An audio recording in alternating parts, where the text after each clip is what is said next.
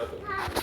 Hii ni sehemu ya pili ambao ni wapo wanawake hapa, na wanawake hawa ndio ambao watakuwa wanafunzi. Wengine walianza kwa mwaka jana na mwaka juzi, na wengine wataanza mwaka huu inshallah, na tufanye bidii kuweza kutoa michango yetu kwa ajili ya kusimamia ndugu zetu, na kama nilivyowaambia huko nyuma ya kuwa hapa sisi tumemshika huyu kijana wetu kwa yeye aendelee kufundisha kwa huyu muda ambao utamsubiri mwalimu, na vile vile mtamsikia mwenyewe akiwasalimia, na ameamua kuweza kusaidia familia yake na mji wake mpaka atakapokuja mwalimu rasmi.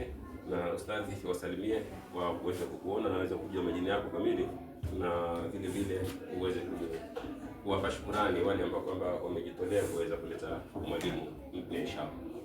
Assalamu alaykum wa rahmatullahi wa barakatuh. Alhamdulillah, nishukuru Mungu kwanza kwa nafasi kama hii ambao kwamba wazee wangu, wazazi wangu, pia vile vile ndugu zangu pia ambao kwamba wamenipendelea nafasi kama hii. Ni Allah subhanahu wa ta'ala ndiye ametupangia mambo yote ili kusimama mahala kama hii.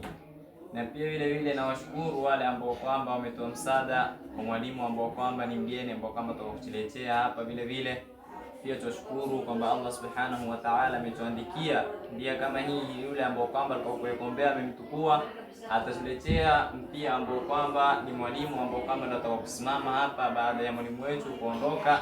Na mimi pia vile vile niko hapa nimesimamishwa kusimama mahala kama hii mpaka atakapokuja yeye mwenyewe mwalimu mpya, basi tena niangalie kazi yangu ile ambao kwamba nilikokuwa nao basi niende nikalifanya. Lakini nimesimamishwa hapa kwa sababu hii ili hawa wanafunzi ambao kwamba tulio nao wasipotee, wasiende pani, wasiende vile vile kupoteza kakosa yale ambao kwamba walikuwa kuwasomesha mwalimu Bakari ndio ambao